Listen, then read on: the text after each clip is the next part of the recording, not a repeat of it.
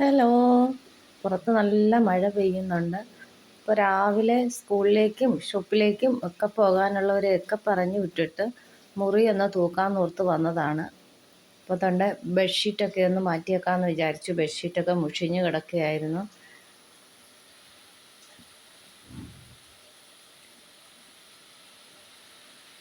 അങ്ങനെ ബെഡ്ഷീറ്റൊക്കെ മാറ്റിയതിന് ശേഷം ഇനി മുറിയൊക്കെ തൂക്കാനുണ്ട്, തറ തുടയ്ക്കാനുണ്ട്, അങ്ങനെ കുറേ പണിയുണ്ട്. സിറ്റൗട്ടൊക്കെ ആകെ വൃത്തികേടായിട്ടിരിക്കുകയാണ്. മഴയൊക്കെ ആയി, ചെളിയൊക്കെ ചവിട്ടി കയറിയിട്ട്.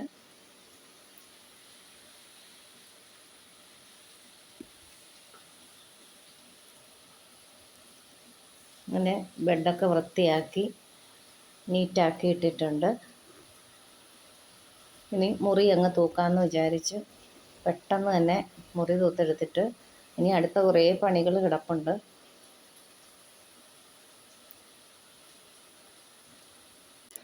പുറത്ത് നല്ല മഴ പെയ്തുകൊണ്ടിരിക്കുകയാണ്. ഇപ്പം കുറച്ച് ദിവസമായിട്ട് മഴയായ കാരണം മുറ്റമൊന്നും തൂക്കാനായിട്ട് പറ്റുന്നില്ല. മൊത്തം വൃത്തികേടായിട്ട് കരിയിലൊക്കെ വീണിട്ട് കിടക്കുകയാണ്. നല്ല അടിപൊളി മഴ ഇടയ്ക്കിടയ്ക്ക് ഇങ്ങനെ പെയ്യാറുണ്ട്. അങ്ങനെ നമ്മൾ റൂമൊക്കെ വൃത്തിയാക്കിയതിന് ശേഷം കിച്ചണിലേക്ക് വന്നിട്ടുണ്ട്. ഇന്ന് രാവിലെ ചപ്പാത്തി ആയിരുന്നു ഉണ്ടാക്കിയിരുന്നത്. ചപ്പാത്തിയും കടലക്കറിയുമായിരുന്നു ബ്രേക്ക്ഫാസ്റ്റിന്. ഇന്ന് ചോറിന് കൊണ്ടുപോയതും അത് തന്നെയാണ്. ചപ്പാത്തി ഉണ്ടാക്കുമ്പോൾ അതാണ് എല്ലാവർക്കും ഇഷ്ടം. അത് കാരണം ഇന്ന് ചപ്പാത്തിയും കടലക്കറിയാണ് കൊടുത്തു വിട്ടത്. അങ്ങനെ മാറ്റി ഞാനങ്ങ് മടക്കി വെക്കുകയാണ്. പിന്നെ ഇന്നലെ വൈകിട്ട് കടയിൽ നിന്ന് വന്നപ്പോൾ ചാള കൊണ്ടുവന്നിട്ടുണ്ടായിരുന്നു, നല്ല ചാളമീൻ. അപ്പം അത് വെള്ളത്തിലേക്ക് ഇട്ട് കൊടുക്കുകയാണ്. പിന്നെ കുറച്ച് കടലക്കറി ബാക്കി ഇരിപ്പുണ്ടായിരുന്നു, അതൊരു പാത്രത്തിലേക്ക് മാറ്റി ഫ്രിഡ്ജിലേക്ക് ഒന്ന് ആക്കിയേക്കാമെന്ന് വിചാരിച്ചു. അതിന് കടലക്കറി വെച്ച പാത്രം അങ്ങ് കഴുകിയെടുക്കുകയാണ്.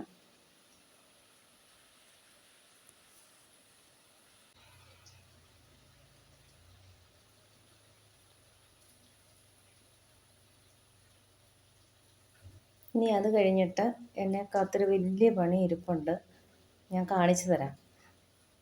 പാത്രം കഴുകി കഴിഞ്ഞതിന് ശേഷം ഇനി അതൊരു നല്ല ഒരു പണിയാണ്. ഇതാണ് ആ പണി. ഇനി ഇത് മുഴുവൻ തുടച്ച് കൊണ്ടുവെക്കണം. ഈ വെജിറ്റബിൾ ട്രേ ഇങ്ങനെ എടുത്ത് വെച്ചിരിക്കുന്നത് ഇന്ന് സാമ്പാറാണ് ഉണ്ടാക്കുന്നത്. അപ്പോൾ ഇന്ന് തേങ്ങ ഇല്ലാത്ത കറികളൊക്കെ ഉണ്ടാക്കാമെന്ന് വിചാരിച്ചു. തേങ്ങയ്ക്കും വെളിച്ചെണ്ണയ്ക്കും ഒക്കെ നല്ല വില കയറിയിട്ടുണ്ടല്ലോ. അത് കാരണം ഇന്ന് അങ്ങനെ ഒന്ന് നോക്കാമെന്ന് വിചാരിച്ചു. അപ്പോൾ സാമ്പാർ വെക്കുന്നതിന് വേണ്ടിയിട്ട് പച്ചക്കറികളൊക്കെ ഒരു പാത്രത്തിലേക്ക് ഇട്ട് കൊടുക്കുകയാണ്. അപ്പോൾ സാമ്പാർ വെച്ച് കഴിഞ്ഞാൽ രണ്ട് ഗുണമുണ്ട്. നാളെ ബ്രേക്ക്ഫാസ്റ്റിനും എടുക്കാം, ഇന്നത്തേക്കും ആവും. അപ്പം നാളെ ബ്രേക്ക്ഫാസ്റ്റിന് എളുപ്പമാവും. അപ്പോൾ അതുകൊണ്ട് സാമ്പാർ വെക്കുന്നതാണ് ഏറ്റവും എളുപ്പം. അപ്പോൾ സാമ്പാറിൻ്റെ കഷ്ണങ്ങളിലേക്ക് ഉപ്പുപൊടിയും വിനാഗിരിയും ഒക്കെ ഒഴിച്ച് കൊടുക്കുന്നുണ്ട്. ഇന്ന് മഞ്ഞൾപ്പൊടിയല്ല, ഇന്ന് വിനാഗിരിയാണ് ഒഴിച്ച് കൊടുക്കുന്നത്. ഇടയ്ക്ക് ഞാനിങ്ങനെ ചെയ്യാറുണ്ട്. ഇനി മീനങ്ങ് കഴുകിയെടുക്കുകയാണ്. അതിൻ്റെ കൂട്ടത്തിൽ കുറച്ച് നെത്തോലി കൂടെ ഉണ്ടായിരുന്നു, അത് വെറുതെ പറക്കിയിട്ടതാന്ന് പറഞ്ഞു മീൻ കൊടുത്തു കഴിഞ്ഞപ്പോൾ. അപ്പോൾ ആ നെത്തോലിയെല്ലാം ഞാൻ ഇറക്കി മാറ്റി വെച്ചിട്ടുണ്ട്. നാളെ ഒന്ന് വറക്കാമല്ലോ എന്ന് കരുതി വെച്ചതാണ്. അപ്പോൾ ഈ മീൻ നിറയെ പനിഞ്ഞിലുള്ള മീനാണ് കേട്ടോ. അപ്പം മോശമല്ലാത്ത നല്ല ചാളയായിരുന്നു. ഇപ്പോൾ ഈ സൈസ് ചാള അങ്ങനെ കിട്ടാറില്ലല്ലോ. ഇടയ്ക്ക് കുറേ നാൾ കുഞ്ഞൻ ചാളയായിരുന്നല്ലോ കിട്ടിക്കൊണ്ടിരുന്നത്. അപ്പോൾ മീനൊക്കെ കഴുകുന്ന സമയത്ത് പുറത്ത് പൂച്ചക്കുട്ടന്മാർ നല്ല ബഹളം ഉണ്ടാക്കുന്നുണ്ട്. കതക് തുറക്കാൻ പറ്റില്ല, കതകടച്ചിട്ടേക്കാണ്. കതക് തുറന്നാൽ എല്ലാവരും കൂടെ ചാടി ഇങ്ങ് കയറും. ഞാൻ ഇവിടെ നിന്ന് മര്യാദയ്ക്ക് മീൻ കഴുകാൻ അവർ സമ്മതിക്കുകയില്ല. അതുകൊണ്ടാണ് അടച്ചിട്ടിട്ടുള്ളത്. പിന്നെ പുറത്ത് നല്ല മഴയും ഉണ്ട്.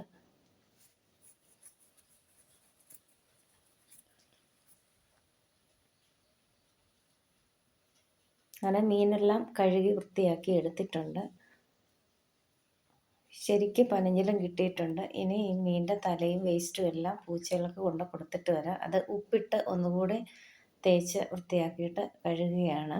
അപ്പോൾ പനിഞ്ഞിലങ്ങ് മാറ്റി വെച്ചിട്ടാണ് ഉപ്പിട്ട് തേക്കുന്നത്. അല്ലെങ്കിൽ പനിഞ്ഞിലെല്ലാം പൊടിഞ്ഞ് അങ്ങോട്ടും ഇങ്ങോട്ടും ഒക്കെ ആയി വെള്ളത്തിലങ്ങ് പോവും. അതുകൊണ്ട് പനിഞ്ഞിൽ മാറ്റി വെച്ചിട്ട് മീൻ മാത്രമാണ് ഉപ്പിട്ട് കഴുകുന്നത്.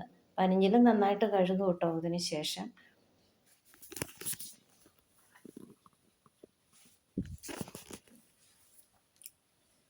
അപ്പോൾ മീനെല്ലാം വൃത്തിയായിട്ട് കഴുകിയെടുത്ത് വന്നിട്ടുണ്ട്. അപ്പോൾ ഇനി സാമ്പാറിൻ്റെ കഷ്ണങ്ങൾ അരിഞ്ഞെടുക്കാൻ പോവുകയാണ്. സാമ്പാറിൻ്റെ കഷ്ണങ്ങളൊക്കെ നല്ല ഭംഗിയായിട്ടൊന്ന് കഴുകിയെടുക്കുന്നുണ്ട്. നമ്മൾ വിനാഗിരിയും ഉപ്പും ഒക്കെ ഇട്ട് വെച്ചിട്ടുണ്ടായിരുന്നു. അപ്പോൾ സാമ്പാറിൻ്റെ കഷ്ണങ്ങളൊക്കെ അരിഞ്ഞെടുത്തതിന് ശേഷം അതിലേക്ക് തുവരപ്പരിപ്പ് കഴുകി ഇടുകയാണ്. ഞാനിതെല്ലാം കൂടെ ഒരുമിച്ചിട്ടാണ് വെക്കുന്നത്. ഒരു തണ്ട് കറിവേപ്പിലയും ഇട്ട് കൊടുക്കുന്നുണ്ട്. മഞ്ഞൾപ്പൊടി, ഉപ്പുപൊടി ഇത്രയും ചേർത്തിട്ട് ആവശ്യത്തിന് വെള്ളം ഒഴിച്ച് കുക്കറടച്ച് വെച്ച് ഒരു വിസിൽ വരുന്നത് വരെയായിരുന്നു മുമ്പ് വേവിച്ചുകൊണ്ടിരുന്നത്. ഇപ്പോൾ ഒരു വിസിൽ വന്നതിന് ശേഷം ഒന്ന് സിമ്മിലിട്ട് ഒരു 5 മിനിറ്റ് വെച്ചതിന് ശേഷം ഓഫ് ചെയ്യും. ഇനി നമ്മൾ മീൻ കറിയൊക്കെ വെക്കാനായിട്ട് പോവുകയാണ്. ചോറ് തിളപ്പിക്കാനായിട്ട് വെച്ചിട്ടുണ്ടായിരുന്നു. ചോറൊക്കെ തിളച്ച് നമ്മൾ തിരിച്ചെടുത്ത് റൈസ് കുക്കറിലേക്ക് ഇറക്കി വെച്ചിട്ടുണ്ട്. മീൻ ചട്ടി സ്റ്റൗവിലേക്ക് വെച്ചിട്ടുണ്ട്. അതിലേക്ക് വെളിച്ചെണ്ണ ഒഴിച്ചു കൊടുക്കുന്നുണ്ട്. വെളിച്ചെണ്ണ ചൂടായി കഴിഞ്ഞപ്പോൾ കടുകും ഉലുവയും അതിലേക്ക് ഇട്ട് കൊടുത്തിട്ടുണ്ട്. ഇഞ്ചി വെളുത്തുള്ളി ചതച്ചതും കറിവേപ്പിലയും ഒക്കെ ഇട്ട് കൊടുത്ത് നന്നായിട്ടൊന്ന് മൂക്കുന്നത് വരെ വഴറ്റി എടുക്കുന്നുണ്ട്. നമ്മൾ മീനിലുള്ള അരപ്പ് ഇവിടെ റെഡിയാക്കി വെച്ചിട്ടുണ്ടായിരുന്നു. അരപ്പ് ഇഞ്ചി വെളുത്തുള്ളി കറിവേപ്പിലയൊക്കെ മൂത്ത് കഴിഞ്ഞപ്പോൾ അതിലേക്ക് ഒഴിച്ചു കൊടുത്തിട്ടുണ്ട്.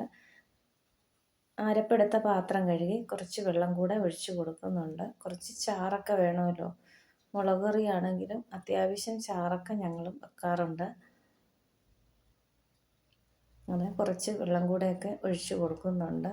മുളക് ചാറ് മാത്രം കഴിക്കുന്ന ആൾക്കാരും ഉണ്ട് ഇവിടെ. അതുകൊണ്ടാണ് ഇങ്ങനെ.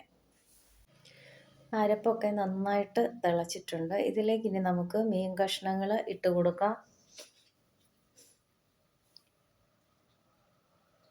കുറച്ച് മീൻ ഞാൻ ഫ്രൈ ചെയ്യാനായിട്ട് എടുത്തിട്ടുണ്ട്. ചാള കിട്ടിക്കഴിഞ്ഞാൽ ഫ്രൈ ചെയ്യുക എന്നുള്ളത് അത്യാവശ്യമായിട്ട് ഇവിടെ ഭയങ്കര താല്പര്യമുള്ളൊരു കാര്യമാണ്. അതുകൊണ്ട് ചാള കറി വെച്ചാലും ഇല്ലെങ്കിലും ഇവിടെ ഫ്രൈ ഉറപ്പാണ്. അങ്ങനെ മീൻ കഷ്ണങ്ങളൊക്കെ ഇട്ട് കൊടുത്ത് അടച്ച് വെച്ചിട്ടുണ്ട്.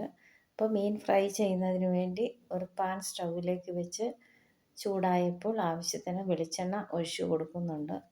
അതിലേക്ക് കുറച്ച് കറിവേപ്പില കൂടി ഇട്ട് കൊടുത്തിട്ടുണ്ട്. ഇനി നമ്മൾ മീൻ കഷ്ണങ്ങൾ പറക്കി വെച്ച് കൊടുക്കുകയാണ്. ഞാൻ എപ്പോഴും പറയാറുള്ള പോലെ അടച്ച് വെച്ചിട്ടാണ് ഫ്രൈ ചെയ്തെടുക്കാറുള്ളത്. അപ്പോൾ ചോറ് വെന്തിട്ടുണ്ട്. അത് വറുക്കാനായിട്ട് പോവുകയാണ്. ഇടയ്ക്ക് മീൻ കറിയുടെ അടപ്പൊക്കെ മാറ്റിയിട്ടൊന്ന് ചുറ്റിച്ചു കൊടുക്കുന്നുണ്ട്. തവിയിട്ട് ഇളക്കാറില്ല, ചുറ്റിച്ചു കൊടുക്കുകയാണ് ചെയ്യുന്നത്. വറുക്കാൻ വെച്ച മീനിൻ്റെ ഒരു സൈഡൊക്കെ മുരിഞ്ഞിട്ടുണ്ട്. അത് നമ്മളൊന്ന് മറിച്ചിട്ട് കൊടുക്കുകയാണ്. ഇനി ഒന്നുകൂടി അടച്ച് വെച്ച് വേവിച്ചെടുക്കുകയാണ് ചെയ്യുന്നത്. അപ്പോൾ മീൻ കറിയൊക്കെ റെഡി ആയിട്ടുണ്ട്. അതിലേക്ക് ലാസ്റ്റിൽ ഒരു തണ്ട് കറിവേപ്പില കൂടി ഇട്ട് കൊടുക്കുന്നുണ്ട്. ഇനി നമ്മൾ സാമ്പാറിന് വഴറ്റാനായിട്ട് പോവുകയാണ്. അതിന് വേണ്ടിയിട്ട് ഒരു ഫ്രൈ പാൻ വെച്ച് കൊടുത്ത് വെളിച്ചെണ്ണയൊക്കെ ഒഴിച്ച് അതിലേക്ക് ആവശ്യമുള്ള സാധനങ്ങൾ ഇട്ട് കൊടുത്തിട്ടുണ്ട്. കുറച്ച് ഉപ്പ് കൂടി ഇതിലേക്ക് ചേർത്ത് കൊടുക്കുന്നുണ്ട്. കടുക്, ഉലുവ ഇതൊക്കെ ഇട്ട് കൊടുത്തതിന് ശേഷമാണ് പച്ചക്കറി ഇട്ട് കൊടുത്തത്.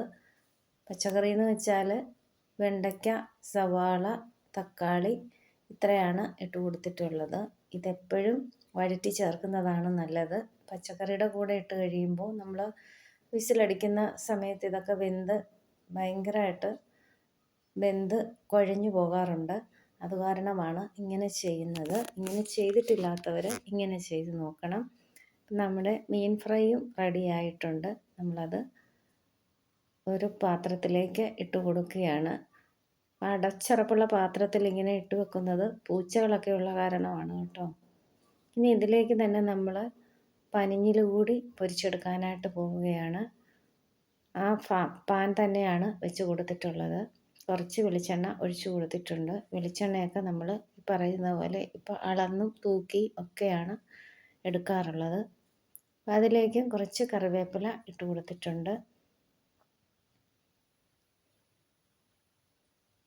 ഇപ്പോൾ പനിഞ്ഞിൽ ഇട്ട് കൊടുക്കുകയാണ്. പനിഞ്ഞിൽ നമുക്കെല്ലാം ഭയങ്കര ഇഷ്ടമുള്ള ഒരു കാര്യമാണ്.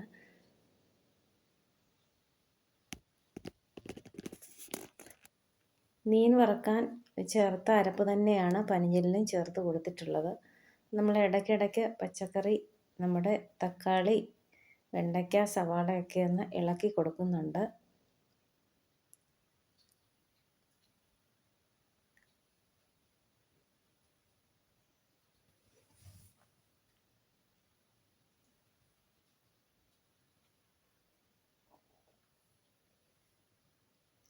ഇടയ്ക്ക് നമ്മൾ പനിഞ്ഞിൽ ഒരു സൈഡ് മുരിഞ്ഞിട്ടുണ്ട്, നമ്മളൊന്ന് മറിച്ചിട്ട് കൊടുക്കുകയാണ്.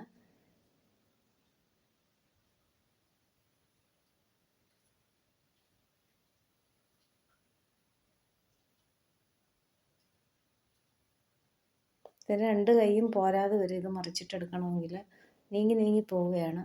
അങ്ങനെ നമ്മൾ പനിഞ്ഞിലെല്ലാം നമ്മൾ മറിച്ചിട്ട് എടുത്തിട്ടുണ്ട്.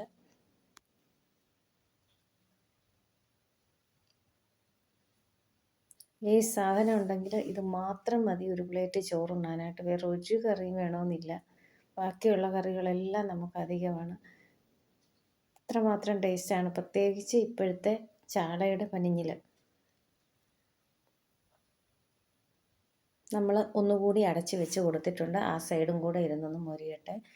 സാമ്പാറിൻ്റെ കഷ്ണങ്ങളിലേക്ക് പൊടികളൊക്കെ ചേർത്ത് കൊടുക്കുകയാണ്. മഞ്ഞൾപ്പൊടി ചേർത്ത് കൊടുത്തിട്ടുണ്ട്. കുറച്ച് മഞ്ഞൾപ്പൊടി നമ്മൾ സാമ്പാർ വേവിക്കുന്ന സമയത്ത്, കഷ്ണങ്ങൾ വേവിക്കുന്ന സമയത്ത് ഇട്ട് കൊടുക്കും. അത് കാരണം കുറച്ച് മഞ്ഞൾപ്പൊടി മാത്രമേ ഇട്ട് കൊടുക്കാറുള്ളൂ. അതുപോലെ ഞാൻ മല്ലിപ്പൊടിയും കൂടുതലായിട്ട് സാമ്പാറിന് ചേർക്കാറില്ല.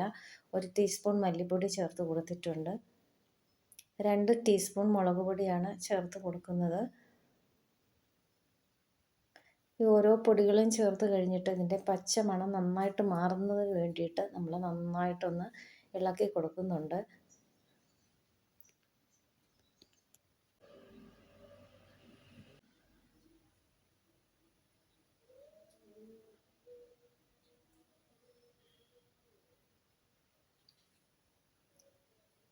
ഇനി ഇതിലേക്ക് ഏറ്റവും ലാസ്റ്റിൽ കായപ്പൊടി കൂടി ഇട്ട് നന്നായിട്ടൊന്ന് മൂപ്പിച്ചെടുക്കുന്നുണ്ട്. മുമ്പൊക്കെ ഞാൻ കട്ടക്കായമായിരുന്നു ഉപയോഗിച്ചുകൊണ്ടിരുന്നത്. ഇപ്പോൾ അതിൽ നിന്നൊക്കെ മാറി ഇപ്പം കായപ്പൊടിയാണ് ഉപയോഗിക്കുന്നത്. കുറച്ചും കൂടെ എളുപ്പമാണെന്ന് തോന്നിയിട്ടാണ്. ഇനി നമ്മുടെ സാമ്പാർ കഷ്ണങ്ങളിലേക്ക് നമ്മൾ ഈ വഴറ്റിയ കഷ്ണങ്ങളങ്ങ് ഇട്ട് കൊടുക്കുകയാണ്.